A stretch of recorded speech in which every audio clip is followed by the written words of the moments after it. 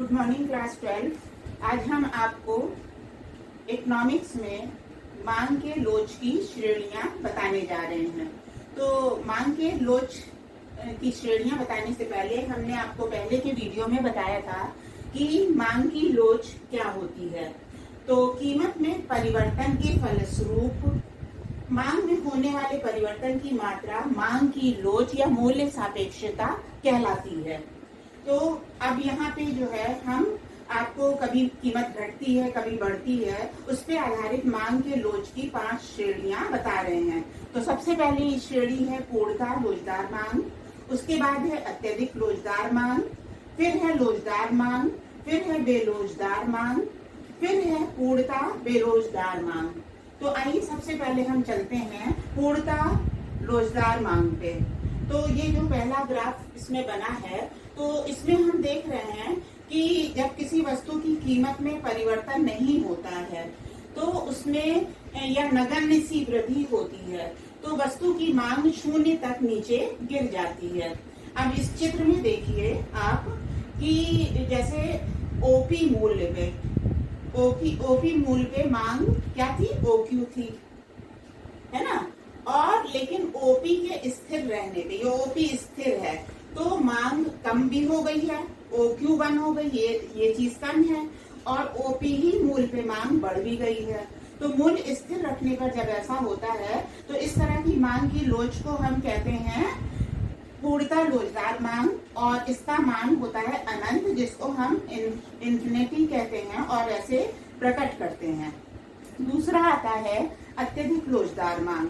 तो अत्यधिक लोचदार मांग में क्या होता है बच्चों कि जब किसी वस्तु की मांग में आनुपातिक परिवर्तन कीमत में आनुपातिक परिवर्तन से अधिक होता है, तो उस समय क्या होता है कि अत्यधिक लोचदार मांग हो जाती है।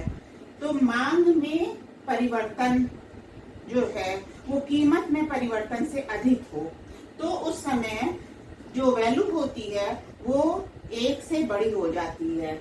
तो इसमें चित्र में देखिए आप कि ओपी कीमत पर मांग OQ है, फिर OP1 कीमत पे मांग कम हो गई है, मतलब कीमत जो है बड़ी है तो मांग कम हो गई है, और यहाँ OP2 कीमत जो है क्या हो गई है, कम हो गई है, और मांग क्या हो गई है, Q2 ये बढ़ गई है। तो ऐसी स्थिति में जो मांग की लोच होती है वो अत्यधिक लोचदार मांग कहलाती है, और इस समय मांग की लोच को हम लिखते हैं EP इज ग्रेटर देन 1। तीसरी तरह की आती है लोचदार मांग। तो लोचदार मांग में बच्चों हम क्या करते हैं, पहले तो बता दें कि लोचदार मांग होती क्या है। जब किसी वस्तु के मांग में परिवर्तन ठीक उसी में अनुपात में हो जिस अनुपात में कीमत में परिवर्तन हो रहा हो, तो ऐसी मांग को हम लोचदार मांग कहते हैं। इसको EP बराबर 1 कहते हैं। जैसे मान लीजिए OP कीमत पे मांग OQ थी, OP1 कीमत पे मांग OQ1 हो गई, और OP2 कीमत पे मांग OQ2 हो गई। तो अब इसमें जो है जो परिवर्तन होता है वो उसी अनुपात में होता है मांग में परिवर्तन जैसा कि कीमत में परिवर्तन। तो दोनों अनुपात बराबर हैं, तो उस समय जो है आपका मांग की लोच का मान 1 हो जाता है। उसके बाद अब चौथा आता है बेलोचदार मांग। तो बेलोचदार मांग में क्या होता है बच्चों कि इसमें जब किसी वस्तु की मांग में आनुपातिक जो परिवर्तन है, मांग में आनुपातिक परिवर्तन कीमत के सापेक्ष, तो उस समय वस्तु की कीमत के आनुपातिक परिवर्तन से कम होता है ना। तो मांग की लोच का फॉर्मूला हम आपको बता चुके हैं कि मांग में परिवर्तन बटे कीमत में परिवर्तन, मांग में परिवर्तन बटे कीमत में परिवर्तन। तो मांग में जो परिवर्तन है वो कम हो रहा है और कीमत में परिवर्तन ज्यादा हो रहा है, तो ये अनुपात 1 से कम हो जाएगा। तो ऐसी मांग को हम कहते हैं बेलोचदार मांग। अंत में आता है पूर्णता बेलोचदार मांग। तो इसमें क्या होता है, इसमें आप ग्राफ में देख रही हैं, वो एक्स एक्सिस पे मात्रा OQ है और वाई एक्सिस पे प्राइस दिया है, ये OP के बराबर है, और ये M यहाँ पे PM रेखा से शो हो रहा है। तो इसमें क्या होता है, जब किसी वस्तु के मूल्य में पर्याप्त परिवर्तन होने पे भी मूल्य में परिवर्तन होता है लेकिन मांग में बिल्कुल परिवर्तन ना हो तो उस वस्तु की मांग को हम क्या कहते हैं? उसको कहते हैं पूर्णता बेरोजगार मांग।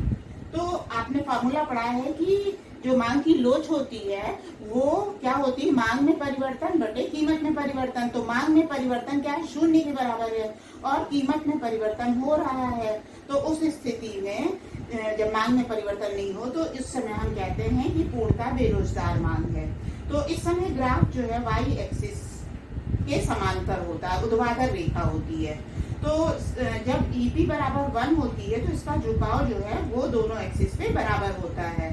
तो यहाँ पे क्या होता है? ये पहले वाले में पूर्णता रोजगार मांग में ये रेखा मांग रेखा एक्स एक्सिस के समांतर होती है। तो बच्चों आज हमने आपको मांग के लोच की 5 श्रेणियां ग्राफ की सहायता से अच्छे से समझा दी है और आशा करते हैं कि आपको ये समझ में आ गई होगी। इसको अपनी कॉपी में नोट्स बना के लिख लीजिएगा।